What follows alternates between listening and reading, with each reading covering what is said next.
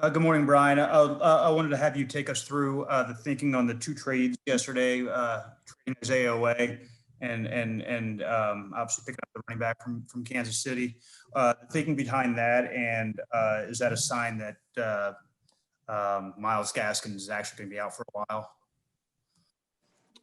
I would just, like every trade or transaction, we're just making adjustments to the roster that we think are going to help or be in the best interest of the team now and moving forward.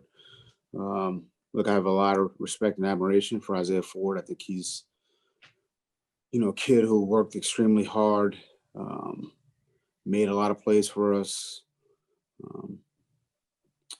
As far as, his work ethic and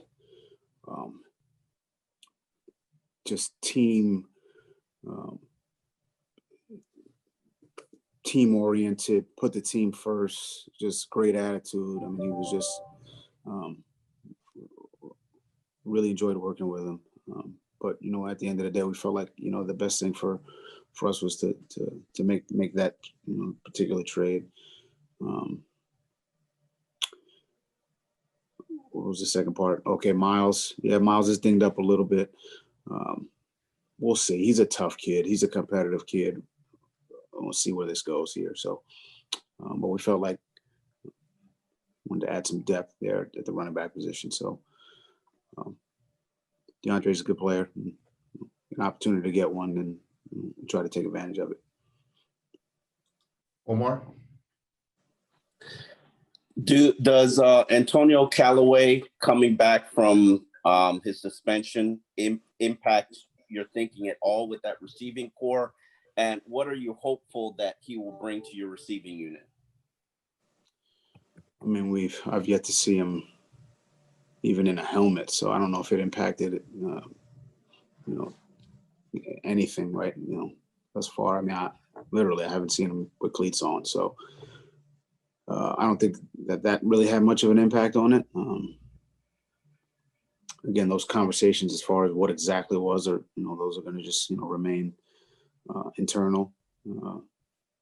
But I could say Callaway as far as I mean, look, we got the film from 2 years ago, but things happen. A lot of things change in 2 years, so I haven't seen him with a helmet on. So I don't think that wasn't much of a factor, I would say. Steve. Good morning, Brian. Christian Wilkins showed off his great hands again Sunday, and then was talking again afterwards, lobbying for some opportunities as a pass catcher. What do you think? And how does his athleticism, kind of unique athleticism, play into what he can do at the position that he does play? Well, it's going to be a hard no on the, pass catching opportunities. Hard no. I mean, we got other guys we would like to rather see with the ball than Christian. I'm sorry. I was so focused on that I didn't get the second part of your. What does his kind of distinctive athleticism, how does that play into what he can do at the position that he does play? He's got some athleticism as a defensive tackle, and we try to use him in a variety of ways, stunts, games in the pass rush, but he does a good job really in all areas, and he's somebody who's improved, I would say, from year one to year two, and it's important to him, and he's got leadership and energy, and he does a lot of good things, and he brings a lot to our team. He's been fun to coach, and but I don't really see a pass catching future for him.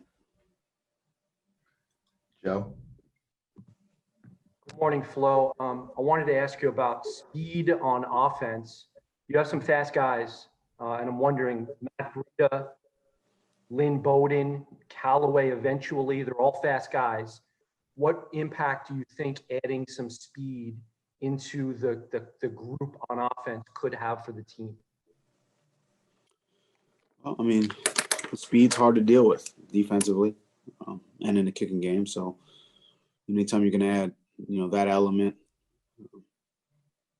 forces defenses to deal with that that. I mean, worst thing that could happen is, you allow that speed to, create a big play defensively, and then offensively, you want to create big plays. You could use that type of speed to your advantage. So we've got some guys who can run, but again, there's a lot more that goes into playing a receiver position than just speed. Blocking, route running, catching the football, and then getting open. Because there's a lot of fast defensive backs as well. So again, we need 11 guys to be on the same page. Quarterback's got to throw a good ball. Offensive line's got to block. Receivers got to get open. But speed never hurts. Cam? Hey, good morning, Flo. I guess to my untrained eye, the Cardinals defense and what Vance Joseph does with them is a lot different than what the Rams do schematically. How do you prepare Tua, I guess, for this sort of defense and maybe more of the exotic stuff they may throw at him? Yeah, I mean, Vance does a very nice job over there. Cliff does it. I mean, they got good coaches over there. They do a good job, really, offensively, defensively, and in the kicking game. It's a good team. And just kind of watching the film and watching what they do defensively, yeah, there's a lot of looks. So, and I'm sure he's over there cooking something up that we haven't already seen on film as well. So, I think at the end of the day, with the exotics, it's about following your rules and playing with good technique and fundamentals. Because oftentimes, it looks like it's a game plan. It's a game plan rush, a game plan scheme, and he does a good job from that standpoint. A really nice job. Creates some confusion. We're gonna have to do a good job of, like I said, following our rules, reading our keys.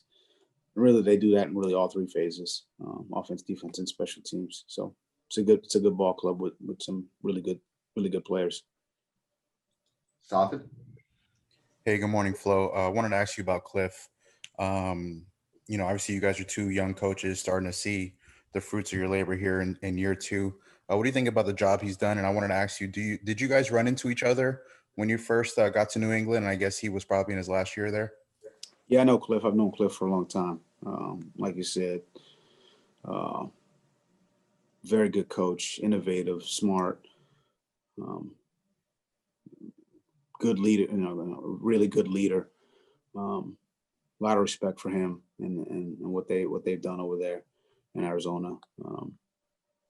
To include, Steve Keim and Mike Bidwell. I mean, they've all done a nice job there. So, look, this is going to be a tough game for us.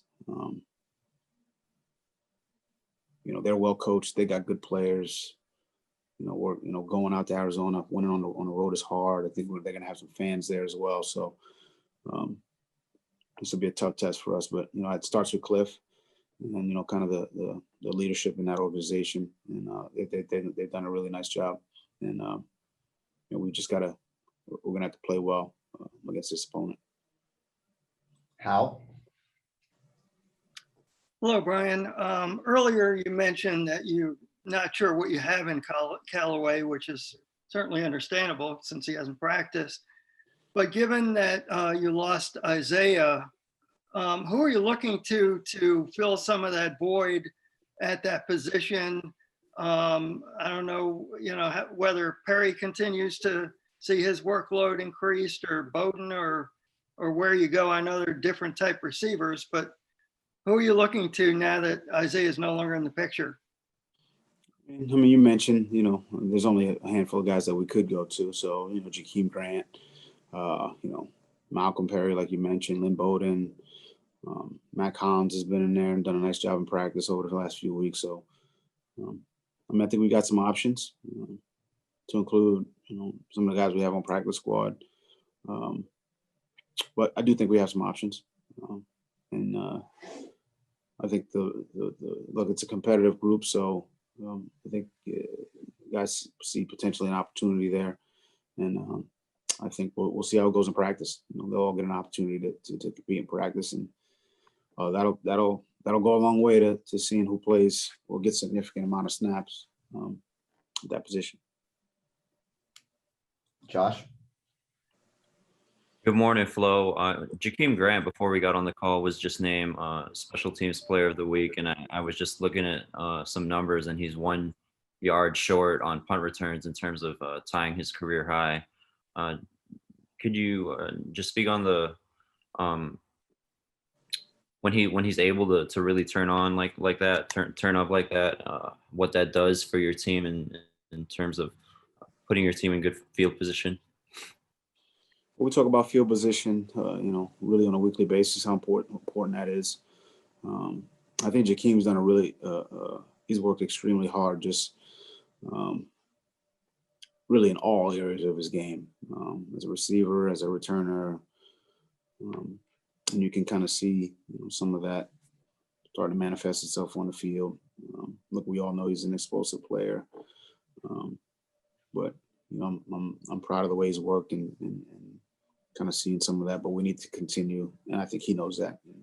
He's in here continuing to work and watching the film on the punters and the kickers and their walk-offs and any kind of tell he can get, so he can get a better read on the ball and put himself in position to get himself going. And then I think our team, especially in the kicking unit, let's call it the return units, they understand that if we block, if we finish, if we finish our blocks, we got a chance to create big plays. And, that's always good. So but he's done a nice job. I'm happy he won that award. But at the same time, I know his focus is on Arizona. I have time for one more. We'll go to Omar. I wanted to ask you, you guys are second to last when it comes to rushing. Now you lose Myles Gaskin. What is the challenge that this unit faces this week, and how do you motivate these guys? I know you probably don't need to motivate them to step up and address the call. Yeah, it's a big challenge this week. Arizona's got a good front. Good D lineman in there. Peters is a hard guy to move. Angelo Blackson's a hard guy to move. They got good players in there, so we got to do a good job up front. Like we talk about every week. It's not just the running back; it's the offensive line, it's the tight ends, it's the receivers. As a whole, we got to execute the game plan and find the running lanes and pick up good yardage. And try to be efficient in the run game and really efficient offensively. So moving the chains, picking up first downs, converting on third down, punching in the red zone. And the run game is going to be a part of that, and field position is going to be a part of that. So we'll just continue to work at it and hopefully improve.